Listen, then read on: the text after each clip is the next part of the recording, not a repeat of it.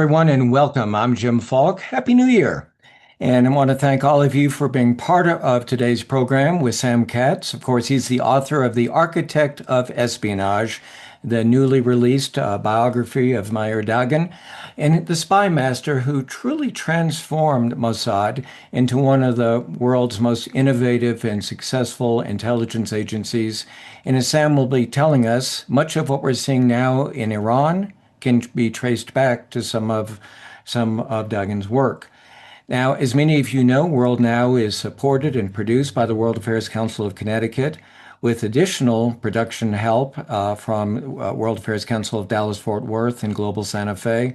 And I want to especially give a shout out to the World Affairs Councils of America for their promotional support and the number of councils across the country that are now helping us spread the word about WorldNow. A quick reminder, if you'd like to ask a question, and I hope you will, please be sure to put it in the Q&A box, because if you put it in the chat, it scrolls and it makes it very, very difficult for your moderator, me, to be able to be sure that your question gets asked. Sam, welcome to the program. Thanks so much for being with us. Thank Let you me so much. take just a minute to mention a few of highlights from your very comprehensive record of publications. I think you've published more than 20 books, most of them focusing on the Arab-Israeli conflict, espionage, and counterterrorism. In fact, a book that I have read is Beirut Rules, which you wrote with a good friend of many World Affairs Councils, and that's Fred Burton. Another book that you wrote, which I've not yet read but want to, Relentless Pursuit, which chronicles the hunt for Osama bin Laden. In addition to all of your books, I know that you've written a number of articles for foreign policy magazines and periodicals, but also you've had articles in Vanity Fair and Popular Mechanics. What was that article? It was a profile of the Los Angeles Police Department's SWAT unit that came out right before the big shootout in North Hollywood. So it was very timely, and at the time it was one of their more popular cover stories. I can imagine. I'll try to find it. Just a personal comment on the book. I expected it to be well written and fast paced because I know your reputation. And I thought it was going to be just a biography, but it's so much more than that because it made me go back in history. It's one thing when you read about a terrorist attack in the newspaper, New York Times, Washington Post, and you read it and you think about it for a day or two. But when you go through your book chapter by chapter, you realize just the tragic chronology of what has happened in the Arab-Israeli conflict, which of course has been highlighted by October 7th. Um, and I mentioned this because we're only going to be able to sort of skirt around some of the chapters in the book. I want to really encourage people to pick up a copy because I think our listeners and viewers will enjoy it. So with that, let's start our conversation. And as always, I do like to weave in our attendees' questions during the conversation. So I see one or two already, so keep them coming in. First, Sam, you have written all these books. Why now this book about Dagan? I had the great honor to write a book about one of his babies, a financial warfare unit called Harpoon. And I had the great honor and privilege to meet him 6 months before he passed away. And he was a frail man fighting the fight of his life. It was He liver cancer, wasn't it? Is that right? he was obviously preoccupied with a million and one things other than meeting me, but he was a gracious host, a very humble host, and he was very, very down to earth.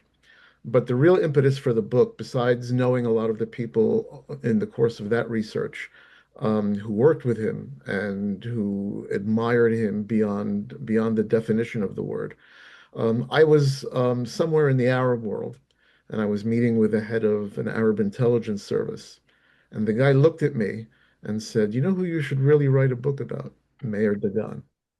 And that really was the spark that if the man was so respected in Israel and then in the Arab world, then he was really something and someone that deserved a brief bio. A book can never really encapsulate someone's life.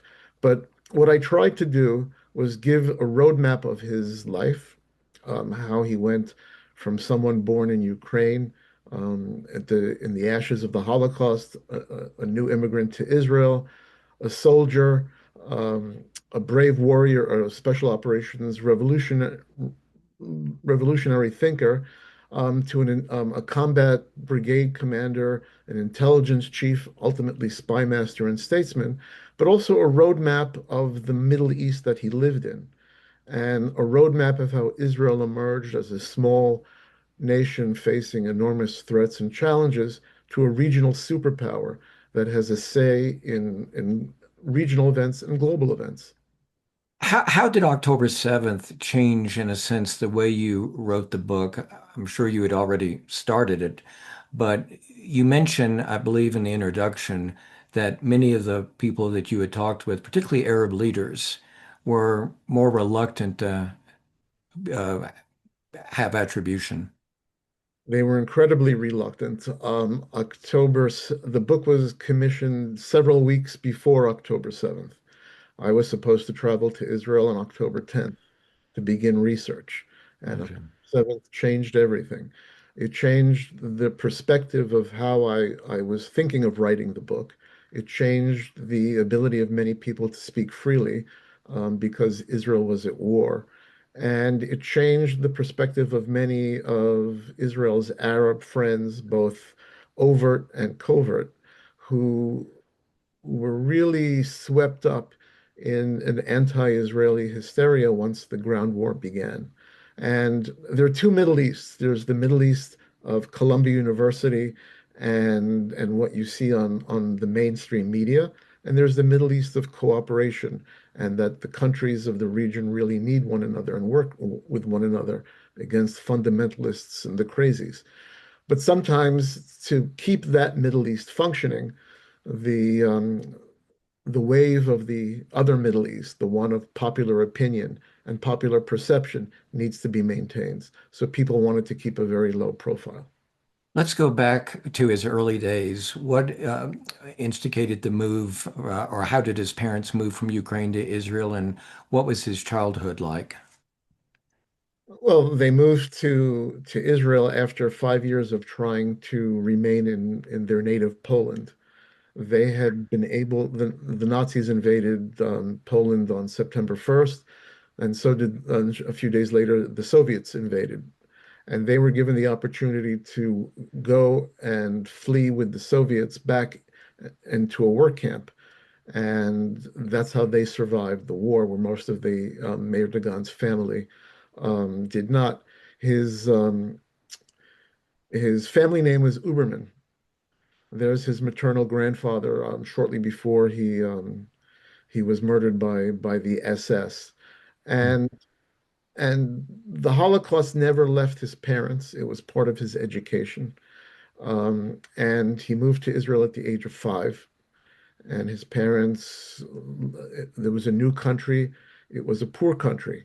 His parents lived in a small apartment that they managed to move into. Him and his older brother shared a sofa. They slept on the sofa until they were in the army. It was not a glamorous background. This wasn't the British espionage background of people going to Oxford and Cambridge.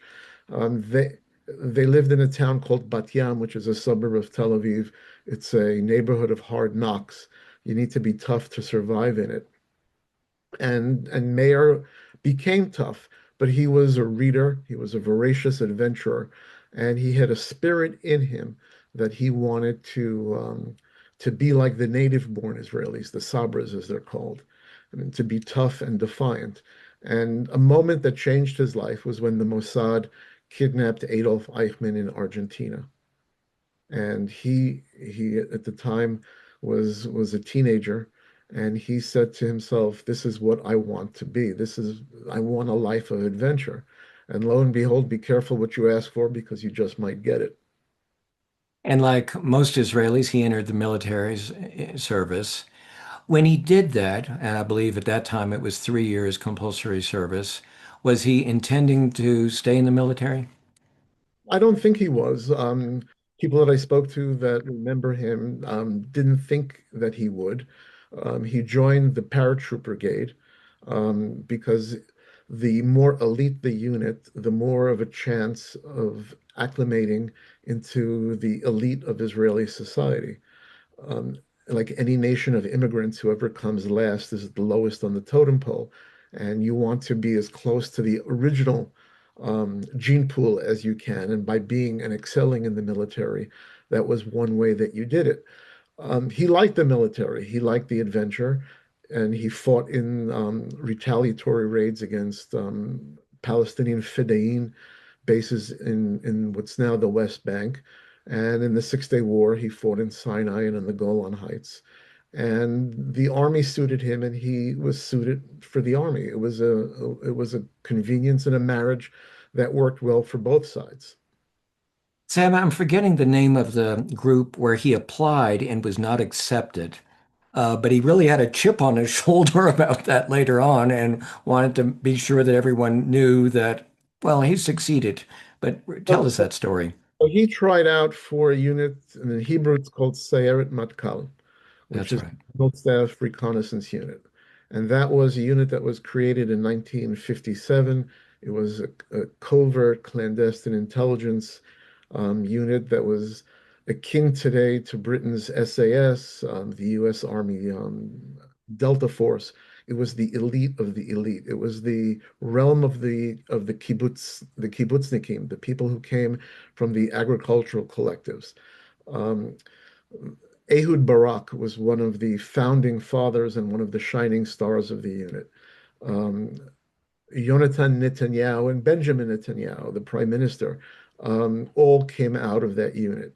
And it was the unit that if you were a member of it, you couldn't mention the unit's name, but if you were a member of the unit, you had made it. And they rejected Meir Dagan. And he, in many ways, never forgave them. And he always felt throughout his life, even while he was at the Mossad, that he had to work twice as hard for half the credit. And that drove him to be a bit of a scoundrel when it came to designing special operations tactics. And it was in many ways how he led the Mossad. He was going to show the world, and he did. Before we get into that, let's talk a little bit about his personality. He was married, he had children, he had a pretty scandalous sense of humor, hard worker, driven, as you said, usually the first one in the office and the last one to leave, but elaborate on who he really was. He was an odd character. He was a character. We shouldn't say odd. He was a character. He loved smoking a pipe. And for a young lieutenant in the Israeli Defense Forces to smoke a pipe was completely out of place. Everybody smoked cigarettes. He loved classical music. Um, a room where he was never complete unless it was filled with blank canvases, clay that he could sculpt, and mountains of books. He taught himself how to speak English. He um, he loved telling jokes. The dirtier, the better. And he had a very loyal sense of friendship that would last him throughout his entire life. Most importantly, I would say, he had enormous confidence and an extra helping of charisma. When he walked into a room, the oxygen came right out. It was him. And he threatened many people with his personality because people in many cases in the army were jealous and, like any political organization, wanted to knock him down a peg. But he managed to find a mentor, someone who believed in him named Ariel Sharon, and that changed his life and it changed Israeli history. And how did they become acquainted and what did they work on together? Because that's really when he began to go undercover and did all the incredible work, essentially embedded among Palestinians. Ariel Sharon was one of the heroes of the Six-Day War, leading a division in Sinai. And after the war, he was named head of Southern Command. And the Gaza Strip that Israel had captured fell into that realm. And there was a guerrilla uprising, a terror uprising in Gaza. And Meir Huberman, he hadn't changed his name yet to Dagan, was a young officer who was developing certain tactics. And he was called into Sharon's office, and the two became instant friends. Sharon saw a lot of himself in this young officer, young captain, and Dagan Uberman built a unit called Sayeret Rimon, or Grenade Recon, that would immerse itself inside the targets rather than he believed that rather than go heavy-handed with a full-scale military response to terror attacks, if you make the terrorists unnerved enough where they're more concerned about their own security instead of attacking Israeli forces or Israeli citizens, then you would be able to mitigate the threat of terror. And he became the hunter, and he did so by masquerading as Palestinians. He brought in people who spoke Arabic, and they, within a very short period, they completely disassembled a very elaborate and very lethal terror network. And that was really the birth of undercover units that would become a staple of Israeli counterterrorist capabilities. But he didn't speak Arabic, is that correct? He thought he did. He spoke very little. He understood the mannerisms. He respected the Arab world. He respected Arab culture, and he was a great admirer of the Arabic language. But he was not a native speaker. His parents at home had Polish accents. He had a dark complexion, which people always mistook him for someone from Israel's Middle East diaspora, but he learned enough. And in these units, you have indigenous Arabic speakers, people who are Druze or Bedouin or Circassian from Israel's Arabic speaking minorities that served alongside. And if you were confident enough, daring enough, and sometimes crazy enough, you could pull off the masquerade. And he was all of the above. Let's talk for a bit about the structure of Israel's intelligence services, um, and not to fall too much into alphabet soup, but there's several. And I also am curious to hear your thoughts about type of competition that exists then and now between the different services, as we had in our own country, and to a degree still have, but we certainly saw the problems we had around 9/11 with communication between the FBI and the CIA.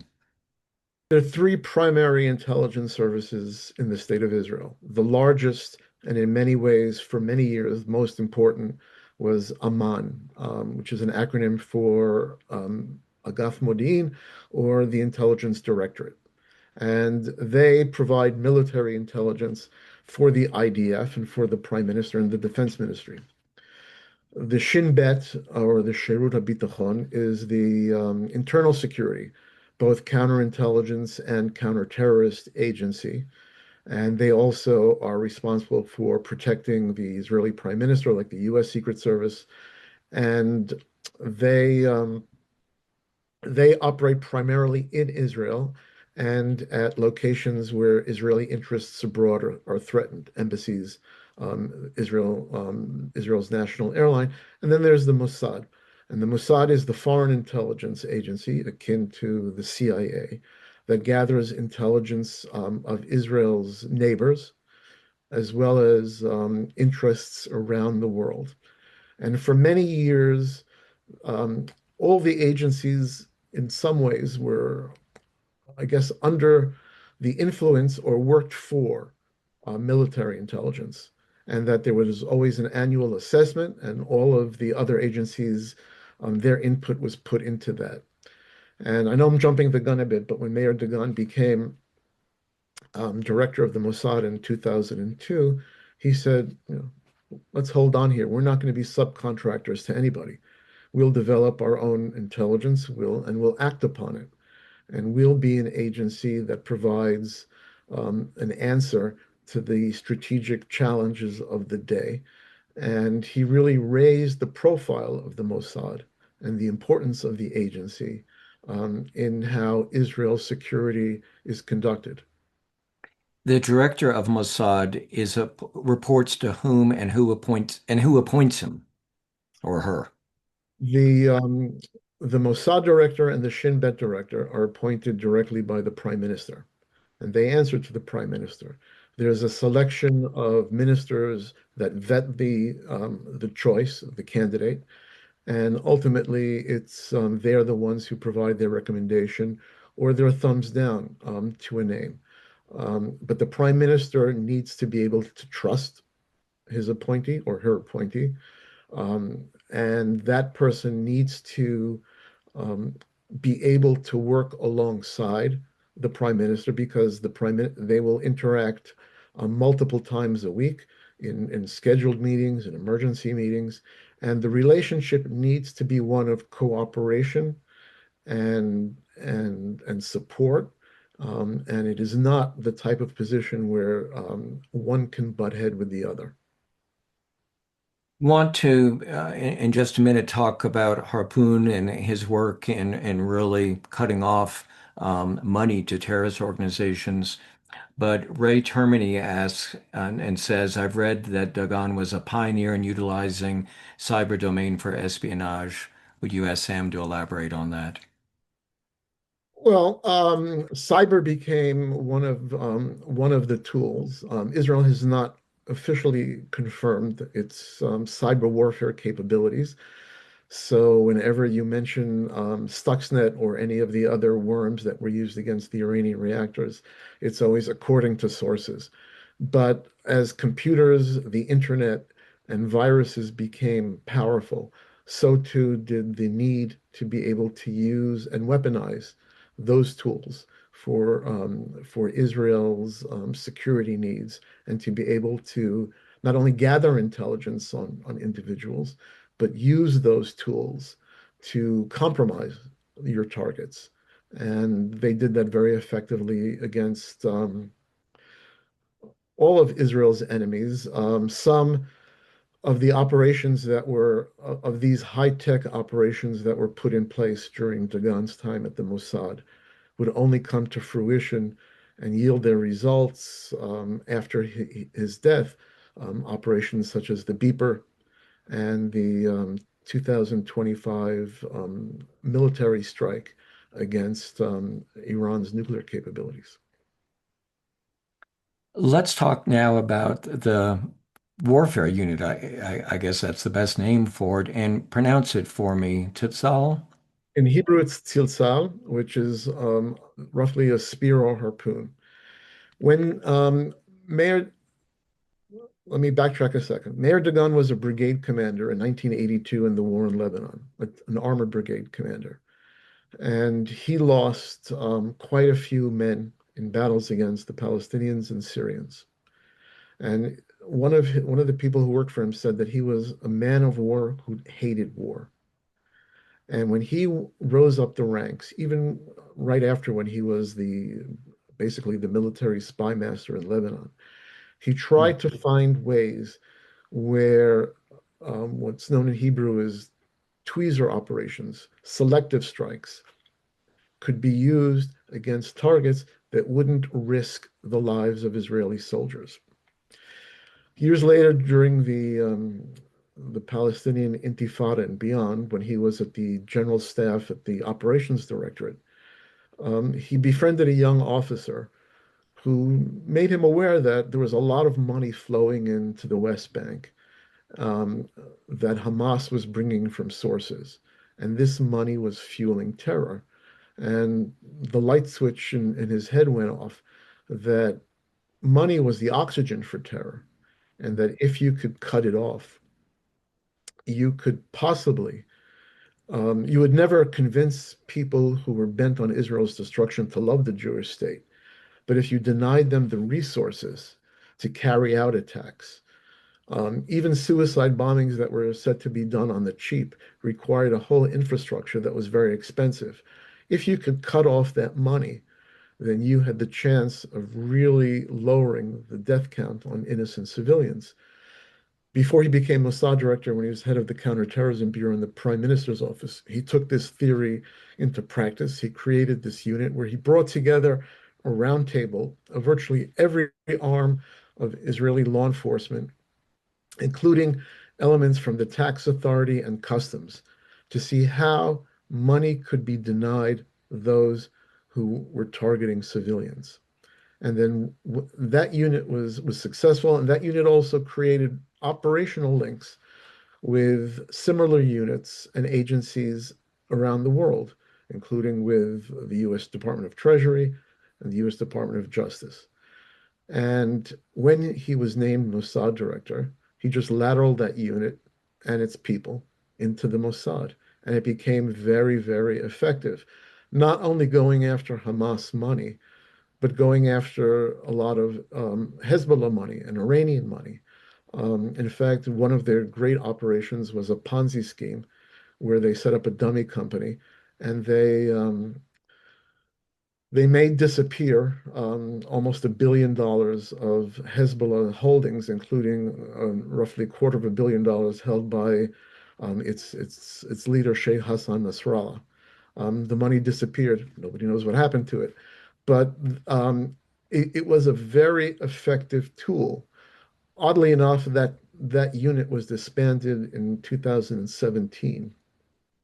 And that unit would have been essential in following a lot of the money that ultimately went to Hamas from Qatar and others that funded October 7th. What was the justification for disbanding the unit? Um, the Israeli mindset at the time was that money going into Gaza, for example, was a benevolent way of bettering the lives of the civilians.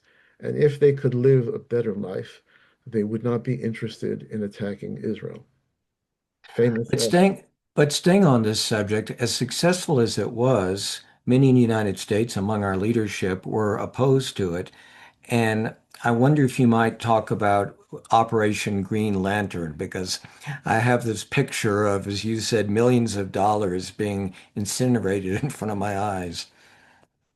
Well, the going after the banks where the money came in was a very important tool of combating money transfers, all sorts of very odd schemes that terror groups were using to bring money into the West Bank and into Gaza, and even to fund other operations that they were having. And one of them was in 2004. His unit helped raid West Bank banks. And President Bush was furious.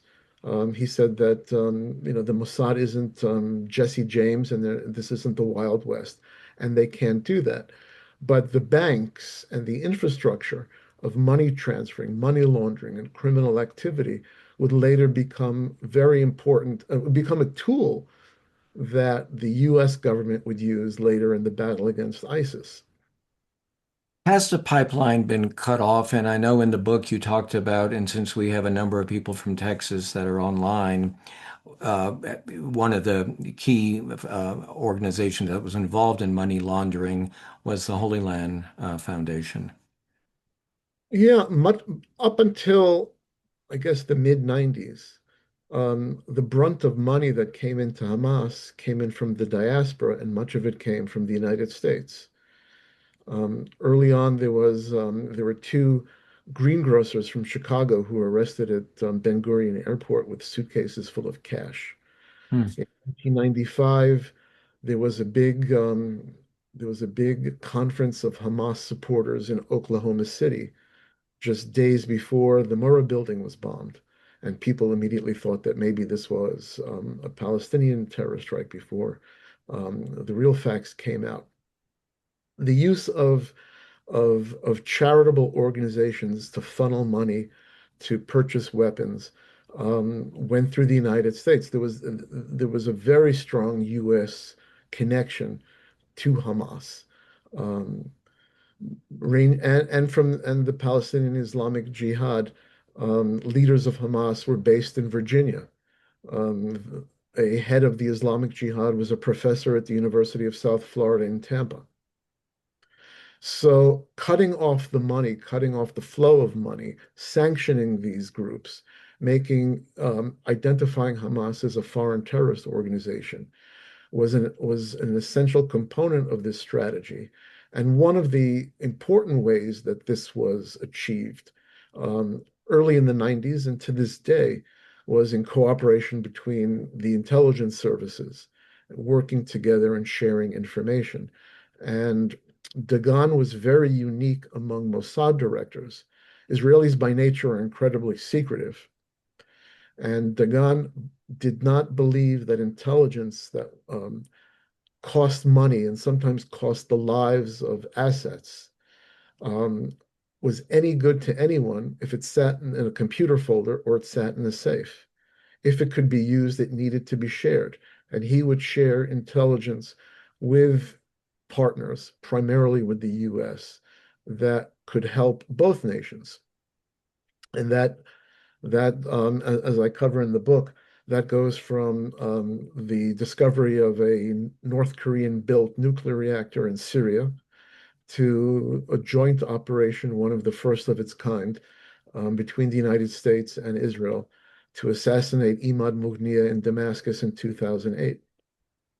I'm glad you brought both of those up because it is on my list. Let's talk about the destruction of the Syria reactor because there again, that was another situation where Israel and the United States didn't see things the same way, and there was a lot of discussion back and forth in the U.S. government with Dick Cheney taking one side and Condoleezza Rice another. Yes. Um, well, the story goes back to the discovery that the Libyans were close to a nuclear reactor, and that caught the world by surprise. Gaddafi basically gave it up before most of the world realized it was there. And it set alarm bells off in many capitals that a rogue nation cannot surprise the world one day by going hot. And the focus had been on Iran. There had been murmurs and rumors that the Syrians were up to something. There were all these North Korean individuals seen on satellite photos and other intelligence means inside Syria. There were reports that the British had come up with that the Syrians were building a reactor. And then operations were set in place, and they found a weak link in the secrecy chain, the head of the Syrian Atomic Agency, who could possibly lead them to information to either confirm the fact that there was a reactor being built in Syria or that everyone had to move on. And the Mossad put an operation where they managed to get into the man's hotel room in Vienna, where the Atomic Agency is headquartered. Um, they they vacuumed his phone and his laptop, and the intelligence was of the oh my God variety. Meir Dagan requested an urgent meeting with then Prime Minister Ehud Olmert, and Olmert sent Dagan to Washington. And Dagan came to Washington with the photos of that intelligence in a high school loose leaf binder, just to show the egalitarian way in which he did. And he presented it then to CIA Director Hayden, and it was brought to the White House. And it was like, oh my God, what are we going to do? The Israelis wanted the Americans to take it out. The Americans wanted to solve this somehow diplomatically. And the Israelis faced a situation where a nation led by a very shaky son of a former very hard-nosed dictator was on the brink of going nuclear. And if the reactor that was being built in Syria went hot, and the Israelis then had to take it out, the risk of radioactive leakage would have been severe. And then forever, Israel would have been blamed for every child that was born deformed or had died from cancer as a result of that. It was brought to the president. President Bush already embroiled in the wars in Afghanistan and Iraq, did not want to open another front in Syria. Um, Condoleezza Rice was dead set against any Israeli operation. I think the quote was that the Israelis aren't good enough to pull this off. Um, Secretary of Defense Gates was also against it. Dick Cheney said, let her rip. Um, Ultimately, Ehud Olmert took upon the decision that Israel had to act. The Air Force was prepped, the intelligence services did what they had to do. And with very little fanfare, the reactor was destroyed.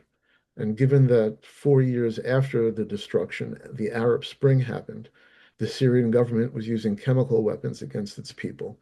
One only needs to wonder what they might have used to Yeah. crush the civil war in Syria.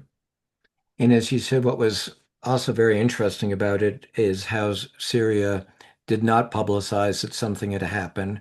And it wasn't until much later that it was confirmed that Israel had taken out that facility. It was absolutely humiliating to them, and they didn't want to, and they didn't want to engage Israel in conflict. I don't want to leave Mayor for too long, but let me bring in this question from one of our participants. Where do you see the future of Israeli foreign policy with the Ayatollah regime on the brink of collapsing and potential normalization of ties with the Kingdom of Saudi Arabia? Thank you for that question. Um, well, the book is titled Architect of Espionage, but the heads of the intelligence services, primarily the Mossad, are also espionage diplomats, and they are responsible for building ties to Israel's and strengthening ties to Israel's friends and developing ties to countries that don't recognize Israel or Israel's enemies. And that was one of the achievements of Meir Dagan's time at the Mossad. Every Mossad director has visited Arab countries that don't maintain diplomatic relations with Israel. Meir Dagan was like that, but he advanced relations with the Gulf countries, primarily the UAE. He had visited Saudi Arabia. And the Israeli thought was that the Shiite crescent that King Abdullah of Jordan had coined the phrase was such a threat that it unified much of the Arab world and Israel. Now that the Iranian regime might fall, the prospects of Iran and Israel being friends and somehow working together and cooperating terrifies members of that Sunni alliance because they might now find themselves, at the dance hall sitting down while the music is still playing. They might not be as important, the Saudis, for example. There was uh, a pundit on Israeli TV mentioned that the notion that the Ayatollah will fall terrifies the Qataris and the Turks most of all, because their nightmare would be that Israel and Iran become allies. And now Qatar, which is the main supporter of the Muslim Brotherhood, and Turkey, which is becoming the new headquarters and base of Hamas, are going to find themselves against a nation of 90 million, Iran, that is looking to flex its muscle in a positive way, and the state of Israel, that is a regional superpower, that is looking for stability and is looking to rid the region of fanaticism and fundamentalism. Um, the Middle East is definitely an interesting place. Yeah, I was about to say, just hold on to your seats. Right. Let's go back and talk about two issues. One, prisoner exchanges, as well as what is certainly a euphemism, negative treatment, which is, I guess we would call it preemptive assassinations or killings that Israel did not admit to until more recently. Yeah, negative treatment is the slang for how you deal with someone who has to go. And Meir Dagan, in interviews that he gave, there was a documentary series on Israeli TV, filmed really days before, filmed with him days or weeks before he passed away when he was really frail. Um, and he didn't speak about the killings because, as a Mossad director, you never admit or deny anything. But he didn't view um, killing as a it wasn't an act of justice. Israel was not a higher authority. It wasn't God. It wasn't a court. It did not have the right to determine that someone would die. However, the people that were targeted had in the past killed before. They had killed innocent men, women, and children. And removing them from the equation was a way that you could prevent others to die. It was preemptive, as you mentioned. It was a way that you could keep those who were innocent from being targeted. And that became a policy of going after individuals that were inclined, had expressed an interest, and had the capabilities to kill again. And going after someone is not something that's done. The Mossad director doesn't wake up one morning and says, this guy has to go. There's a whole bureaucracy in terms of getting an authorization from the prime minister and others that individuals need to go. And during Dagan's time, um, one of the deterrents that he used was these negative treatments that just like his days in Gaza, that Israel's enemies would need to invest just as much effort in trying to stay alive as they would in focusing on ways to kill Israelis or Jews around the world. But after October 7th, Israel became more public in letting people know that this was part of their policy, I guess. Yeah, it became, there were a lot more negative treatments applied to individuals in Beirut and elsewhere. And a lot of times these are the worst kept secrets. And individuals such as Prime Minister Ehud Olmert came out and publicly said that they had participated in the assassination of Imad Mugnia. And Imad Mugnia was certainly someone from a US perspective, a French perspective, a Lebanese perspective, and everyone's perspective, and certainly an Israeli perspective that needed to go. Let's remind people, Sam, that he was the mastermind, I guess, of the bombing of the Marine barracks as well as many other activities. He was the Hezbollah operations chief and special operations head. His nickname was the Ghost. Um, he was responsible for two bombings of U.S. embassies, the bombings of the Marine barracks and the French paratrooper barracks in Beirut, the kidnapping of Westerners, the kidnapping of the CIA station chief in Beirut that I had the chance to write co-author a book about. Up until 9/11, this man was responsible for more American dead than any other terrorist in the world. And And many of our friends here with the World Affairs Council know Ryan Crocker, Ambassador Ryan Crocker. And I'm paraphrasing what the quote in the book, but basically he said good riddance. I don't think that anybody at Langley or the Pentagon were sad to see him go. Prisoner exchanges. This is something that has always puzzled me that Israel has, and they changed the policy, I think, in the late 70s, but Israel has been able or willing to release literally thousands of really bad people, people responsible for hundreds of Israelis' deaths in exchange for a small number of Israelis. And we saw that with Jean Shalit when he was held hostage. And then, of course, most recently, the number of hostage prisoners that were released so that in exchange for the Israeli hostages and those who were deceased.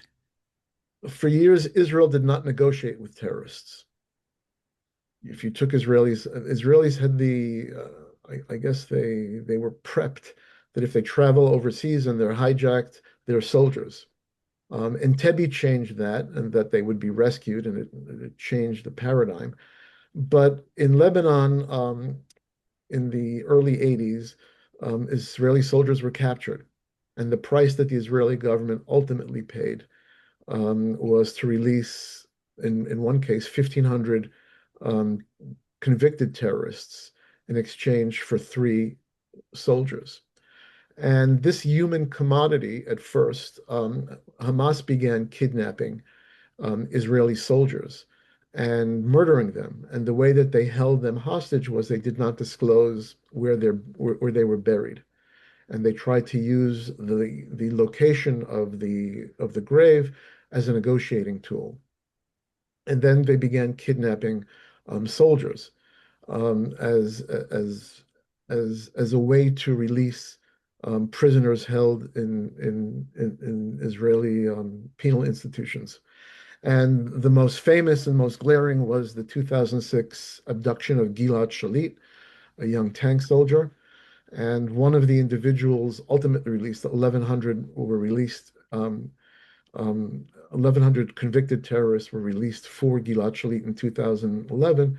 One of them was Yahya Sinwar, who was the mastermind of October 7th. But there were others. There were people who had murdered American citizens in suicide bombings and had planned suicide bombings. The worst of the worst were on the list, and there was always a debate. And Meir Dagan did not, Meir Dagan as a soldier believed that you bring everyone home. Mhm. Big fear was once you release these people, how many more people are they going to kill and kidnap? And sadly, his words were true. By and large, our conversation has been putting Mossad looking at its successes. And Ellen says, with all the expertise, how did they miss the fact that Hamas was carrying out an attack on October 7th? So there are jurisdictions in Israeli intelligence, and the Mossad does not operate in the Gaza Strip or in the West Bank. Gaza Strip is the domain of military intelligence and the Shin Bet. The leadership of Hamas believed that Israeli intelligence, the Mossad, had penetrated Hezbollah, had penetrated the Syrians, and had penetrated the Iranians. And that was one of the reasons why Hamas was very careful in communicating its intentions and planning for October 7th. And only a handful of individuals were wary of what was happening. And communications were done inside tunnels, were using point-to-point landlines and not cellular traffic. So had word of October 7th filtered to the other Arab capitals, it could be very likely that the Mossad would have picked it up. The um, but October 7th was more a failure of imagination than a failure of intelligence. 2 years before October 7th, Israeli intelligence came up with the with Hamas game plan. Observers, female soldiers, conscripts on the border with Gaza had picked up unusual activity. They had videotaped the exercises that Hamas was running. They had known everything from the hang gliders to the attacks, the formations that were being trained on, and that information, that warning, died. And that inability to imagine, just like the failure of imagination prior to 9/11, was what led to the October 7th invasion of Israel. It wasn't an attack, it was an invasion of Israel that was meant to set the entire Middle East on fire. It was meant for Hezbollah to join in, for the Syrians to join in, for the Iranians to join in. And to a large part, that happened, but it didn't happen in one massive swoop. And the West Bank remained quiet. So what Yahya Sinwar, who was released in 2011, what he did was he doomed Gaza for destruction, and he ultimately gave Israel the opportunity to go after Hezbollah and to compromise Syria and the Iranians to the point where Hezbollah is so downgraded that it is unable to be the buffer zone, the deterrence that Iran had built it to be. Syria is no longer the domain of the Assad regime. Um, Networks that were put in place during Dagan's time at the Mossad proved their fruition during the 12-day war in June 2025 when the nuclear sites were taken out. All of Hamas's patrons in Hezbollah, the mightiest terror army in the world, were compromised and just downgraded or, um, to be blunt, castrated or blinded by the beeper operation, one that originated in Dagan's office in theory in 2006, that ultimately became one of the greatest and most audacious intelligence operations in history. Let's talk about where the beeper, the pager attack, the idea came about. Well, one of the failures of the Mossad and the other arms of Israeli intelligence was not predicting that Hezbollah was going to strike across the border in the summer of 2006, attack a patrol, and take two mortally wounded soldiers back and hold them as captive. And the war that followed, that lasted 34 days, was a bloody nose for Israel. Hezbollah fought well. They were equipped with tens of thousands of rockets and missiles that were fired at Israeli population centers. And the war ended in many ways as a stalemate. And it was a humiliation for Israel that this terror group, this proxy of Iran, could fight as they did and really become a force that Israel would have to take into consideration militarily. In many ways, Hezbollah became the most powerful military in the Arab world. And as I write in the book, as one of Dagan's deputies would later say, they were all sitting in their office and very late at night, too late to go home. They were angry and they said, "What the hell are we going to do?" And then one of them just said, "Why don't we kill them all?" Talking about the heads of Hezbollah. And that started a whole chain of events that 2 years later led to the assassination of Imad Mughniya in Damascus after he had met his Iranian and Syrian counterparts. And that gave the idea of technologically removing the leadership, not with airstrikes, not with a massive campaign, not one that would risk embroiling the entire Middle East, but one that would be so subtle, so clever, yet so lethal that it would be a blow that the terror group would be unable to recover from. And once Hamas was more or less dealt with, once it was clear for Israel to shift its focus northward, um, they were in a position to, I guess, set on fire and to, for lack of a better, an operation that had been set in place where beepers that had been on the hips of every senior commander of Hezbollah, as well as walkie-talkies that had predated the beepers, had been fitted with enough explosive material to kill or cripple um, these individuals. And this happened. And once the leadership was so taken back and people and their lines of communications were shut, then Israel launched its military strikes that killed Hezbollah leader Sheikh Hassan Nasrallah. A brief ground war ensued, and Hezbollah has not recovered to the point now where the Lebanese government is trying to disarm Hezbollah and rid the country of its armed presence. Hezbollah was the enforcers, the thugs of the regime in Damascus, and once they were gone, Assad was very vulnerable. And then once Israel launched its removal of Iran's nuclear capabilities, Israel did not have to worry about Hezbollah launching attacks against civilian targets in Israel. And to underscore the point, you give Dagan, Meir, great deal of credit for laying the foundation for what we're seeing now. Absolutely. As Jean Le Carré wrote, good intelligence work is gradual, and building of networks and operations sometimes take decades to come into play. We have just another 3 or 4 minutes, and I want to be sure to bring in Chavo Geraldo. How did Mossad build an intelligence network around the world? Specifically, he's interested in Latin America. Latin America became a strategic zone of interest because there was a very large Lebanese and Syrian community in places like Venezuela and Argentina. And not only were they using that presence there for money, for gathering money and raising money for the terror groups, but they were embarking on a vast criminal enterprise. The narcotics flow between Lebanon and South America became one of the largest trafficking enterprises in the world. Um, the Venezuelan national airline used to fly to very few locations outside of Latin America, but they had flights to Damascus and Tehran.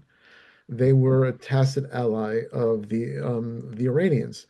And Hezbollah also operated there quite efficiently. They destroyed an Israeli embassy, a suicide truck bombing in 1992, and the Iranians took out a Jewish cultural center in Buenos Aires in 1994, killing almost 100 people. So Latin America became a battleground, but it was also a zone of opportunity for great cooperation with the United States, with the DEA, with the Department of Justice. And there was a very large operation that the DEA conducted, Operation Cassandra, in Colombia against Hezbollah, that the Obama administration shut down, but that had really targeted the means by which Hezbollah laundered money from the US through Latin America to Africa and back into Lebanon. That was really flooding the streets of the US and others with cocaine and heroin. What a tangled web. Sam, I bet people will be surprised to know where King Abdullah celebrates his birthday or with whom used to celebrate his birthday. King Abdullah of Jordan, it is not a secret, but his birthday is the 30th of January, and so is Meir Dagan's, and they made a point to, when possible, celebrate together, or at least be on the phone to celebrate. As I mentioned earlier, espionage diplomacy is actually a phrase that was coined by King Abdullah's father, King Hussein. But the spy chiefs are diplomats. They represent the true character of the nations they work for. And their presence, their word carries an enormous weight. And Mayor Dagan was highly respected, admired, and liked by the Arab countries that Israel had diplomatic relations with. And he was greatly admired by many in countries where Israel did not. And as you said, when he would visit Arab capitals, he would come with a very low profile, very small group of people with him, small delegation. Usually in the Arab world, the size of your protective detail dictates your importance. But he was a general, and generals are respected, and he knew and he respected his hosts enough to put his life in their hands. And it was a show of respect that they admired, and these people never forgot. Well, Sam, I want to, one, again, congratulate you on the book. And Thank you. secondly, thank you so much for being on World Now. And to all of you, I look forward to seeing you next week on the 21st, where we'll be talking about the $1 trillion defense budget. But I just saw that President Trump is proposing a budget of one and a half trillion. So hope you'll join us. That's World Now next Wednesday, January 21st at 7 p.m. Again, thanks for being with us and with Sam Katz. See you next week.